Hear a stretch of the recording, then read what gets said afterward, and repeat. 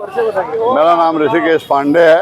मैं ब्राह्मण विकास परिषद का जनपद का अध्यक्ष हूँ और सनातन धर्म के ध्वजवाहक और मैं तुसरानंद का जो आगमन हुआ मऊ जनपद में, यह बहुत ही सौभाग्य की बात है और सनातन धर्म प्रेमियों के लिए सौभाग्य की बात है कि महाराज जी ने जो बात कहा है कि गौ रक्षा ही देश के लिए सर्वोपरि है।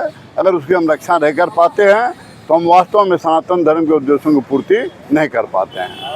पहले हम मानव हैं और मानव में हिंदू हैं। हिंदू का नैतिक दायित्व होता है कि वह गौ और गंगा की जो रक्षा नहीं कर पाएगा वह हिंदू कहलाने का हकदार हो ही नहीं सकता। और निश्चित रूप से कहा जाएगा उसके अंदर वो न तो सनातन धर्म का गुण है, न तो हिंदुत्व है, न तो कोई भाव है, न तो कोई निष्ठा है। गौ रक्षा बचाओ अभियान उत्तर प्रदेश में चले गए, बंगाल या केरल जगहों पर जहाँ पे गौ देखिए, जो शुरुआत होती है जब आज़ादी की लड़ाई शुरू हुई 1857 की, तो बंगाल से शुरू हुई थी और रही बगल के बलिया के मंगल पांडे ने जो शुरुआत किया था वह पूरे देश में गया और देश को आज़ाद कराया।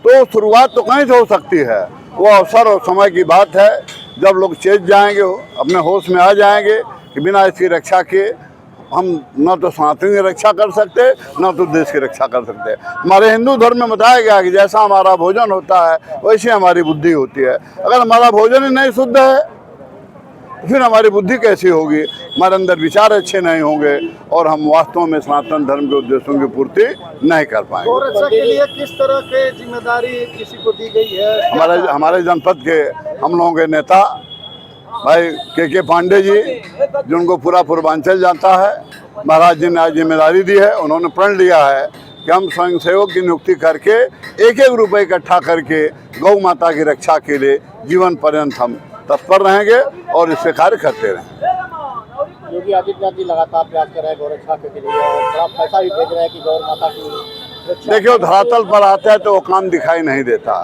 आप प्राय देखते होंगे किसी तालाब में पानी नहीं है, सारे अमृत सरोवर खोदे पड़े हुए हैं।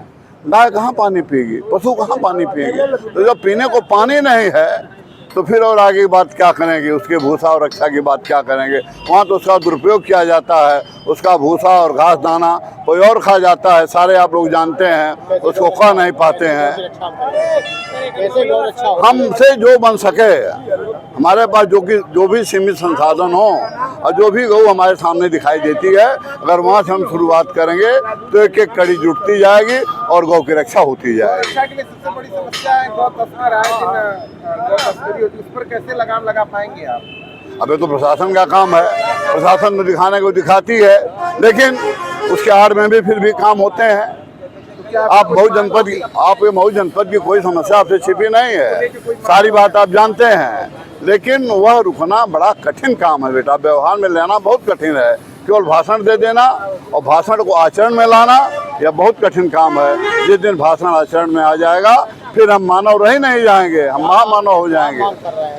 और हम तो यही मांग करेंगे सनातन धर्म की रक्षा के लिए हम गौ की रक्षा करें और सनातन को बचाएं। अगर सनातन धर्म नहीं बच पाएगा तो हम फिर मानव कहलाने के हकदार नहीं होंगे। सनातन कभी बंटवारा नहीं करता है, सनातन तो सबकी रक्षा करता है। वो तो विश्व गुरु रहा है और आगे भी विश्व गुरु रहेगा।